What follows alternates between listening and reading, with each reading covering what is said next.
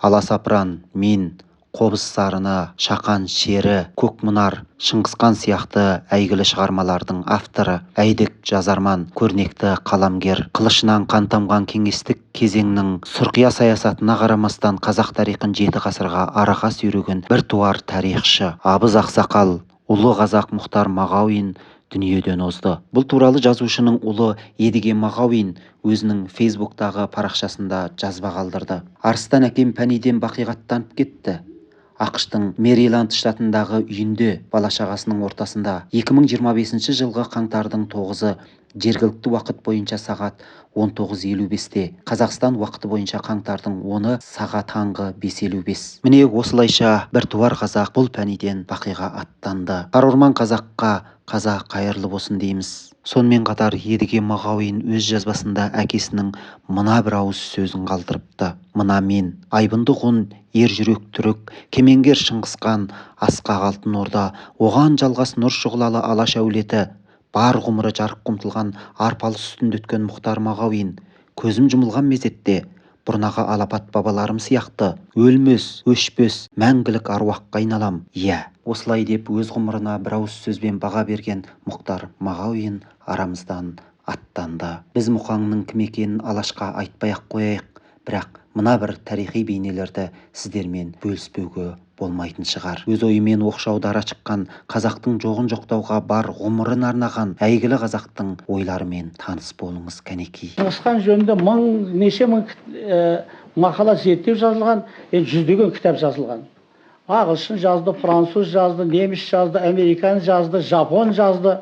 Бәрі Шыңғысханды, мына кейінгі жапондар өзіне тартады, Қытай өзіне тартады. Қазір орыстар Шыңғысхан славян болды деп өзіне тартып жатыр. Ал шын мұрагері, шын ұрпағы біз одан қашып құтыла алмай жатырмыз. Тілшілер кешірер мені, тілшілердің арасында осы қазақ тілінде диалект бар дейтін бір ұғым қазір қалыптасқан.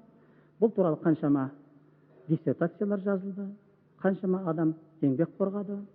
Ал енді қарап отыратын болсақ, осыдан 100 жыл бұрынғы қазақ тіліне көзқарас тұрғысынан алатын болсақ, қазақ даласына алғаш келген, біздің ғылымымыздың негізін салған, қазақ сөзінің інжу маржандарын алғаш рет жинаған, бізге үлгі көрсеткен орыс ғалымдары болатын болса, орыс ғалымдар, тілшілер, саяхатшылар, этнографтар барлық уақытта қазақ тілінің біртұтастығына қайран қалған. Осыншама территорияны алып жатқан халық, осыншама үлкен халық, осыншама көп халық, неше мың шақырым жерге созылып жатқан халық, біріншіден бұлардың түрлері бірінен бірі ұқсас, түрлерінде өзгешелік жоқ, әдет ғұрып салтында өзгешелік жоқ, ең ғажабы тілінде диалектілік өзгешелік жоқ деп айтқан. Ал біз кейде ғылым табамыз дейміз де, оның арты басқаша мағына алып кететінін ойлай бермейміз. Шақан шері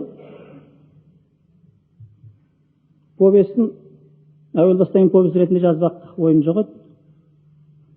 Аласапыранға материал жинақтау үстінде маған сол кездегі орта ғасырдағы, 16 ғасырдағы қазақтардың жолбарыс аулаған көрінісі қажет болды.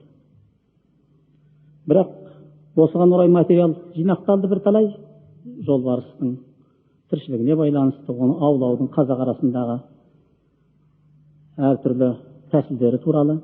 Бірақ жаза келген кезде, енді көркем шығармада өзінің белгілі бір құрылысы, архитектоникасы бар. Аласапыранда әуел баста Ұлық ау деген бар. Далада, кең далада неше жүз шақырым жерді қоршап алып, неше мың әскер, 30 мың, 40 мың әскер, кең даланы қоршап алып барып, сығымдап барып, шеңбер жасап, бүкіл даланың аңын ұстау ғой. Осындай бір аңшылық болды. Деген, Апиын деген, Маркс айтты, Энгельс айтты, Ленин айтты ма? Солай дұрыс та сөз. Оның мәнісін тоғып жатқан жоқ. Апиын аз ғана қолданса ем, көп қолданса ол ауру. Мен солай деп оғым, айтылған сөзді. Ал енді қазақ 20 ғасырдың басында, 19 аяғында қазақтың зиялылары, оқығандары, қайраткерлері неге қарсы күресті? Отарлыққа қарсы әрекет жасады, дінге қарсы күресті. Дін деген қараңғылық. Қазір бірақ алаштанушыларды діншіл етіп көрсететін бір сипат әсіре бар. діншілдік түкке керек жоқ. Иә. Бізге мәселе сұмдық болды діншілдік деген. Дін емес, ғылым білім жеткізеді мәдениетке. Мешіт емес, мектеп. Иә, діншілдік өте күшейіп кетті, және ана неге сусап отырған жұрт бірден ойбай мұсылманбыз деп. Мұсылмандықтың қанша пайдасы бар. Иә, иманымыз дұрыс ал. Ла илаха илlallah Мұхаммед Расулалла. Алла бір пайғамбар қалды.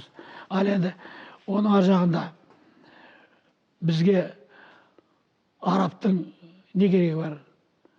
Арабтың діншілдігінің. Мысал үшін тек.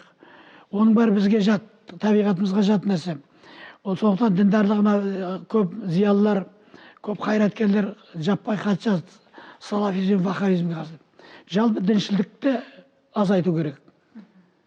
Мен одан да қолым тимей жүрді, жазам ба деген ойым бар, мен таратып айтпайын.